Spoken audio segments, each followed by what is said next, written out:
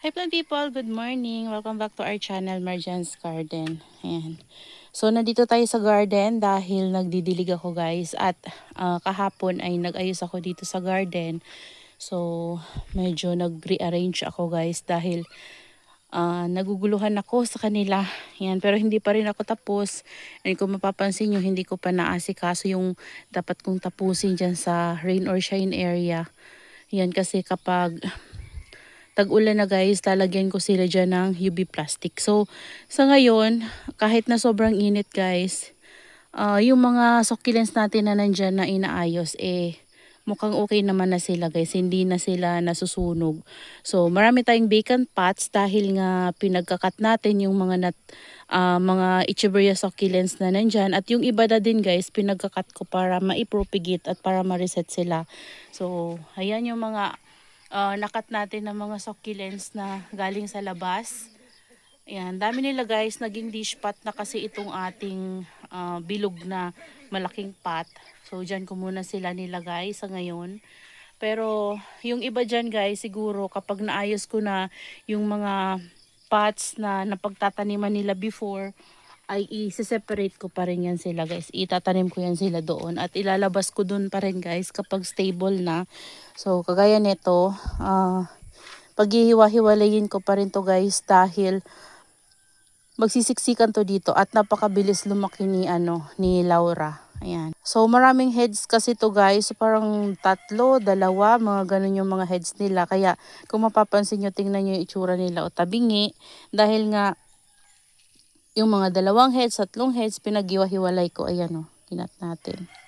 So, wala pa rin silang roots. Yan, pinatong ko lang naman din kasi sila guys. At hindi ko yan sila binabasa pa. Ito yung binasa ko kasi ito may ugat na to. Kasi ito dinilig ko. Ayan, ito yung napakalaki ko guys na lotus. Ang pangit na ngayon dahil, pinugot natin.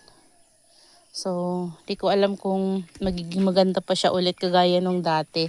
So, ganun talaga guys, yung mga succulents natin, hindi lahat, hindi sa habang panahon maganda sila.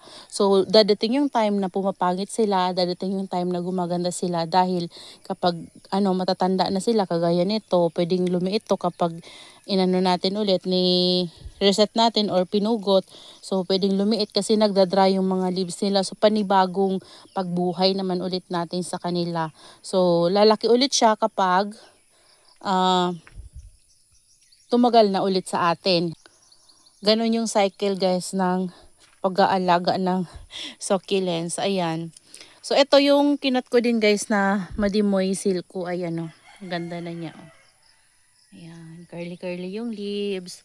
Pero ilalabas ko rin yan ulit guys doon sa rain or shine kapag stable na sila. Ang ititira ko lang dito, yung ganitong mga Echeveria succulents para magandang tingnan. At saka kapag tag-ulan na talaga guys, kailangan talaga yung mga Echeveria natin nandito sa loob ng greenhouse para hindi sila mapano. Ayan. So dito may vacant tayo. Ito nga pinasok ko na to guys kasi tingnan nyo na yung itsura niya doon sa rain or shine. Nasisira na guys Ang ganda pa naman niya. At lumalaki na siya sa akin. Ang tagal na nito sa akin guys. Nasisira na siya ng init. Kaya naisip ko na naipasok siya dito. Ayan si Tulimanensis. Yan. Ito Tulimanensis din to guys So nagkaroon na nga siya ng baby. Ayan. Sunog-sunog yung leaves niya guys. Ito naman yung natin Black Madiba. Ayan, ito nga meron pa akong mga, ayan kasi dehydrated na sila, pinugot-pugot ko lang guys. Tanggalin lang natin to. Tapos ipapatong ko lang muna siya dito. Ayan tinutubuan na ang mga guys yung sa palay. Sa Rizal yan. Ayan, ganyan lang muna sila sa ngayon guys. So, buhay na guys Ito, galing siya dito, pinugot ko. Yan, buhay na itong ating kailangan na din diligin. Yan may mga roots na siya guys. So, linisin ko lang. Ito yung update sa mga iba natin na cuttings na naitanim ko na. Pero, meron pa rin guys mga hindi nakatanim. Kasi hindi ko pa maasikaso yung kanilang pot. Ayan. Ayan o, may mga roots na itong ating raindrops. Alam nyo guys, before, ang dami kong raindrops kasi paborito ko to siya. Ang mahal pa nun dati, pandemic. Tapos, ang lalaki ng raindrops na binibili ko. Ang mahal ng isang puno na malaki guys. Ay nako. Alam niyo ba, hirap na hirap ako kay raindrops kasi kapag lumaki siya, tumangkad siya, hindi ko na alam kung anong gagawin ko sa kanya kasi kapag pinugot ko siya na natutunaw yung pinakapuno niya. So, buti ngayon guys, marunong na ako. Ayan. So, sa tagal ng pag-aalaga natin ng succulents, nakuha ko rin yung kiliti ni raindrops. Pero guys, yung pinakapuno niya, kapag pinugutan ko siya ngayon, nagpa-pop siya pero hindi na lumalaki. Hanggang doon na lang guys. Tapos nabubulok na yung puno niya. Yun talaga yung mahirap sa mga Echeveria succulents dito sa lowland guys. Kapag nagpugo tayo, hindi lahat ng succulents, hindi lahat ng Echeveria succulents kapag pinugot ay nagkakaroon sila ng pops at mapapalaki natin. Yung iba magkakaroon ng pops, napakaraming pops, papasayahin lang tayo after ng ilang ilang weeks nabubulok na. So makikita mo yan, malambot na yung puno. So kapag malambot na yung puno, hindi na lalaki yung babies. Kasama na yun mabubulok, 'di ba? So kaya mahirap talaga guys alagaan yung mga Echeveria succulents dito sa lowland kapag hindi talaga natin kabisado. So ang gusto kasi ng mga Echeveria succulents, yung ganito may bubong. Kasi kapag tag-ulan na guys, yun talaga, mabilis magmashi yung kanilang lower leaves, yan. Hanggang sa paubos na, hanggang sa crown na lang matitira. Pero meron naman guys succulents na kagaya nito mga Echeveria succulents na tumatagal sa ulanan. Tumataba sila. Pero kapag guys, tumagal din talaga na sige-sige na yung ulan, wala, nagmamashi din. So merong tumataba sila habang nauulanan. Pero kapag nasobrahan na din guys, wala na. So yun yung mahirap. Kaya dapat meron talaga tayong greenhouse para sa kanila. Kasi kapag pinabayaan talaga natin sila sa ulanan, wala, nasisira sila guys. Kapag tinakpan naman natin sila na hindi mainitan, nag-etiliate sila. So ang bilis nilang humaba yung liig. So parang nagiging malnourished kapag wala silang natatanggap na brightness. So ayan, ito yung mga cuttings natin. So dito ko muna sila guys kasi pinapaugat ko sila habang mainit pa ngayon guys, so hindi ko sila kasi pwedeng ilabas, lalo na din kapag tag-ulan.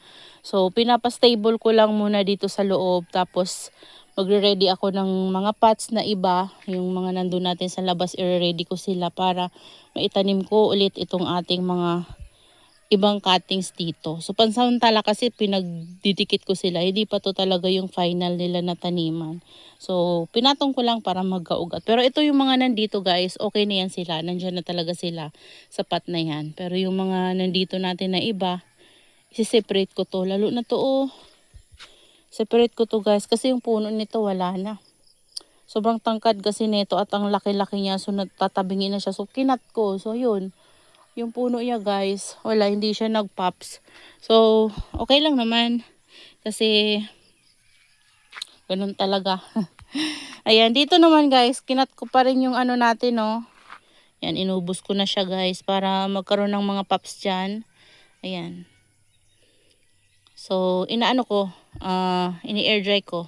So, naano na siya, na-air dry na siya. Ayan, natuyo na yung sugat niya. Parang kahapon pa ata yan guys nakat. So kapag kasi na 24 hours na, tuyo na yung sugat nila guys. Tapos ito, kinat ko yung ating variegated. Ayan. Ito yung cuttings ko dati guys ng mga variegated ko na Purple Delight. Tapos lumaki na sila, tumangkad na. So kinat ko ulit. Ayan Yan, kinat ko ulit guys. Tapos dyan ko pa rin guys tinusok. In-air-dry ko lang yan guys ng 1 day. Tapos yan, nilagay ko na dyan. Pero hindi ko yan guys binabasa. Tapos dito, ayan, ito yung natin, ibang cuttings. Ito pala, pinatong ko lang to. Ayan, lagay ko dito. Yung iba kasi nakapatong lang kasi in-air dry. Pero yung iba talaga guys, nandito ko na to nilagay. Ayan Ayan, dito na talaga sila guys. Sa katabi ni Lovely Rose. Ayan. Tapos, ayan, lipat ko to dito. Ayan, inano ko to guys, nirambol ko sila kasi medyo naguguluhan na ako sa kanila guys. Ayan, kasi matagal-tagal na rin ako hindi nagre-rearrange sa kanila. So, ginawa ko, inayos ko guys. So, para mas magandang tingnan, inakyat ko dito lahat ng variegated ko guys. Yung may mga variegated ko na puno na purple delights. Yan sila. Tapos yung medyo matatangkad-tangkad yan, dyan ko nilagay. Tapos yung mabababa, dito ko nilagay. Ayan. So yung iba, hindi purple delights guys. Ito si Chloe. Ayan. Tapos ito naman yung ating pretty in pink. Nabali pa nga yung bibi niya dito dalawa. Ayan o. Sinagsiksik ko na lang dyan guys. Ayan. Tapos ito, naglagay tayo ng cuttings kasi yung ano ko dito guys, Murasaki ko. Ayan o, tingnan nyo. Parang hindi na siya lumalaki. So, nilagyan ko na lang ng cuttings ng Purple Delight. Siningitan ko, tas may biltana pa. Ito, pinugutan ko guys, oh. Kasi matangkad na siya, so pinugutan ko siya. Para magkaroon ng pops. Diyan ko lang din nilagay, ayan oh, dalawa. Tapos, ayan. Ito, finorward ko dito. Tas yung mga luma ko guys na, ano, super bomb. Didiligan ko pala to guys. Alam nyo guys, napapangitan na ako dito sa super bomb ko na nasira nung bagyong 1. Ayan, dalawa to silang pots. Pero, parang binibigyan nila ako ng pag-asa dahil sa marami nilang pops na lumalabas sa pinakapuno. Pero yung dito talaga hindi na gumaganda. Ayan o, kulubot nga sila guys. So,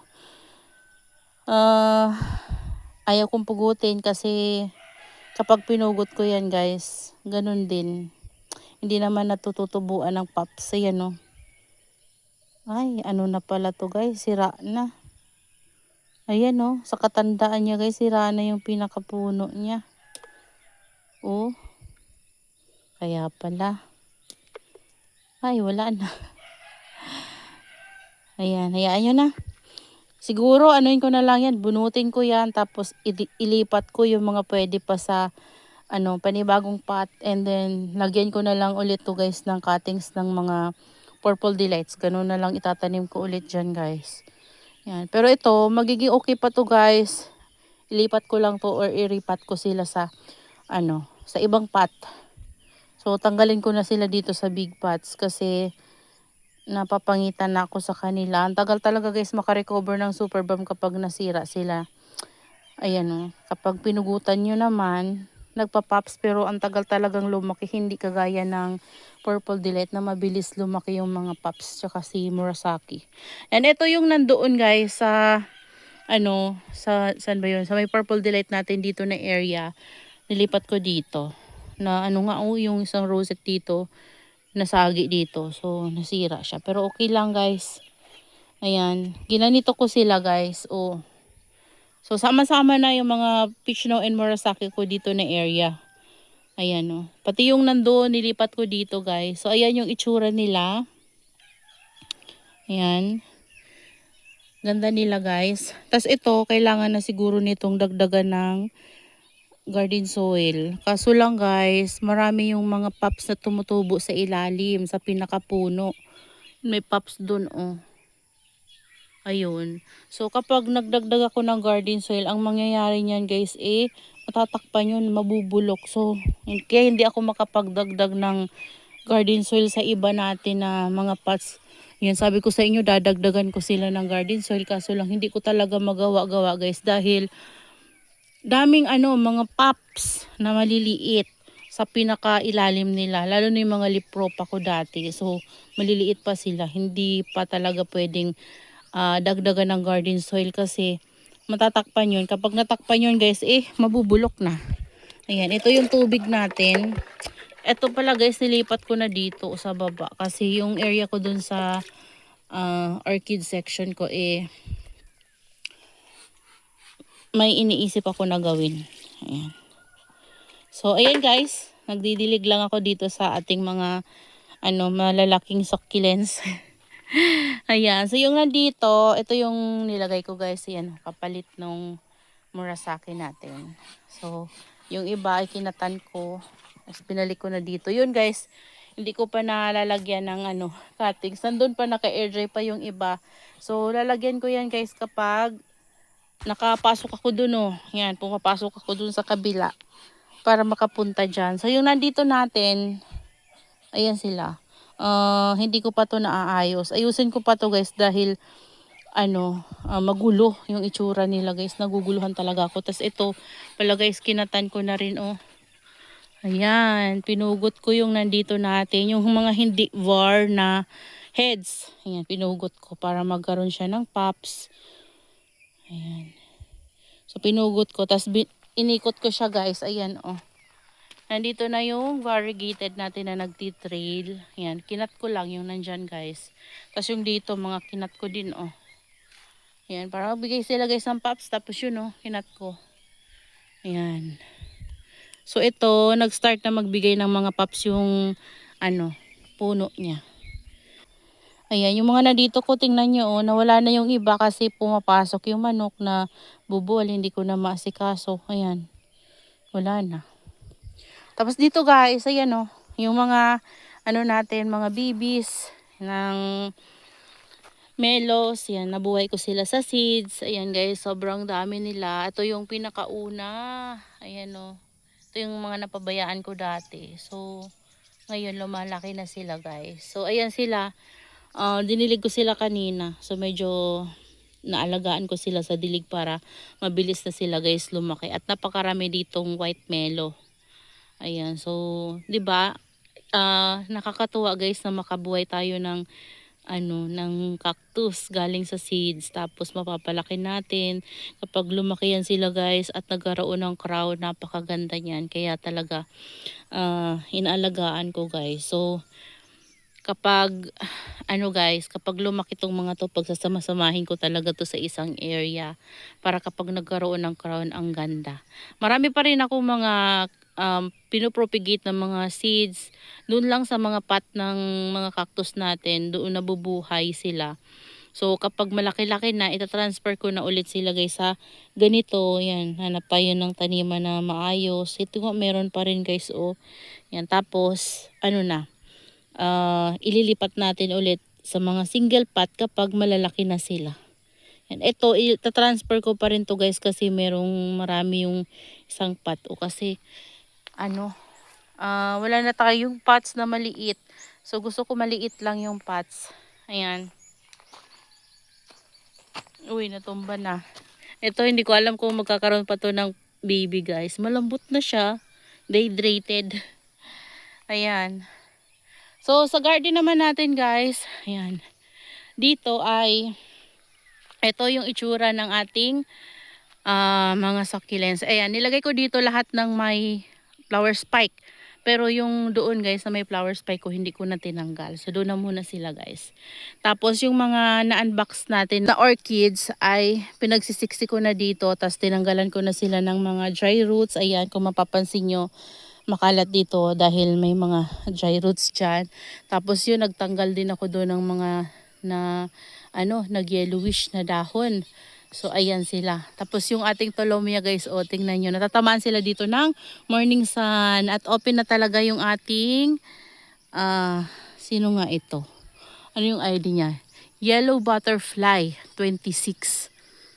Alam nyo guys, maraming klase yung mga ano, butterfly na strap banda. Iba-iba din yung kulay nila.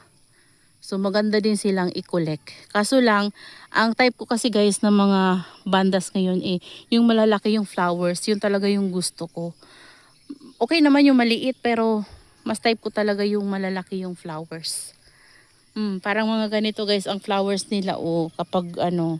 Tas kapag lumaki pa talaga sila, lalo pang lumalaki yung kanilang mga flowers. So, nandito ko na nilagay. Ito yung bago natin. Yan, maliit lang talaga to guys. Si pink new. Ayan. San pa yung iba? Ito. Ayan, malinis na sila kasi diniligan ko to ng root hormone ngayong umaga. So kagabi, dinilig ko sa kanila ay tubig lang. Kasi tinamad na ako. Ayan, kapag gabi na kasi nung nag-unbox tayo. Ito yon siya. Tapos ito guys, Ayan, maliit lang din to. Tapos kunti ng roots. Ayan, tapos ito. Ayan siya. So, ito yung isa ata. Oo, ito yung isa. Ayan, so, yan sila guys. So, kumapal na. Ayan, kumapal na yung ating mga straw flip banda. At parami pa rin akong gustong bilhin. Ayun, kasi alam nyo guys, ang ganda-ganda talaga ng flowers nila. Ayan, ito yung mga nabili natin last time. Ayan, yung tinilinisan ko din sila guys. So, ayan yung flowers niya. White na may dotted. Tapos dito yung yellow, hindi pa rin nalalaglag yung flower. Pero malapit na guys, pupugutin ko na yan para magkaroon na ng new roots itong ating mother plant, kasi kapag tumagal pa yan guys, itong flower stalk niya, na-stress yung ating mother plant. Yan, ito ganda guys. So kapag naging matured na yung flower niya, yan na lang yung natitira. Hindi ko pa tinatanggal kasi nagagandahan ako sa kanya. Alam nyo guys, Belchus to. Ang laki din ng flower nito kapag naging stable to sa akin. And plano ko magpalagay dito ng tawag dyan, kahoy, yan pahaba. Tapos plano kong idikit itong mga ganito ko dito guys. Tapos dito nakahang din yung iba, syempre. Siguradong sigurado, no? Dadagdagan pa talaga. So yun na lang muna sa ngayon guys, yung update dito sa ating garden. Ayan, kasi marami pa akong gagawin guys. Magwawalis pa, ang dami kong walisin. Ang lawak kasi ng ko guys, ng backyard ko. Tapos dito pa sa greenhouse. Ayan, so ang dami kong gagawin, grabe. Yun lang guys, bye!